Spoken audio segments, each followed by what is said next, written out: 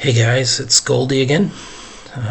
Someone requested that I do a short video on how the Rule 5 works in game.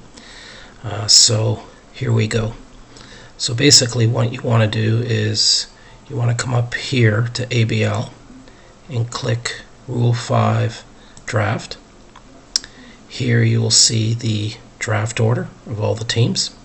So Oklahoma City has the first pick, and the last pick goes to Havana.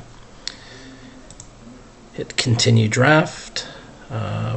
You can see the current available players. Now every single player here can still be protected in the export that each team is sending tomorrow. The reason it works this way in OTTP is because we can't view the draft availability list until we reach the Rule 5 draft. So it's very different than the amateur draft where that list is exposed many months before. So unfortunately that's just how the game works. So what you want to do is you go to the top menu, go to draft pool, and you're going to see a little icon here called draft list.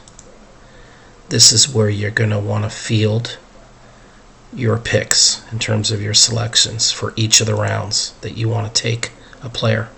So for instance, if you wanted George Fortin, you just move them over just like that, and you can drag them off. To determine how many picks you get, it'll depend on how many open spots you have on your secondary roster. So right now Maple has 31 of 40. That leaves me eligible for 9 Rule 5 picks.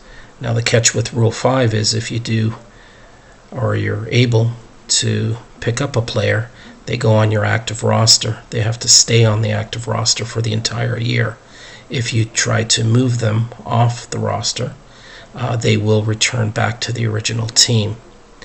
How do you determine your Rule 5 eligible players? You take a look at this numeric sign. Any player that has this sign next to their name is Rule 5 eligible. Or you can go back to the draft pool and you can sort by your team, and you can take a look what players are on there. So for instance, I'm Astoria in AAA. These are all my Rule 5 eligible players, and if I wanted to remove them from the draft list, I would simply just move them to my secondary roster, thus taking a spot up to 40. So I haven't even started my preparation yet.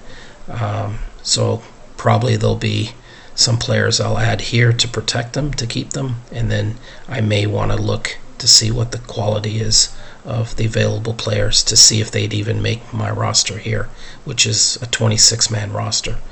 If there's any other questions, just shoot me a message in Slack or send me an email. Thanks.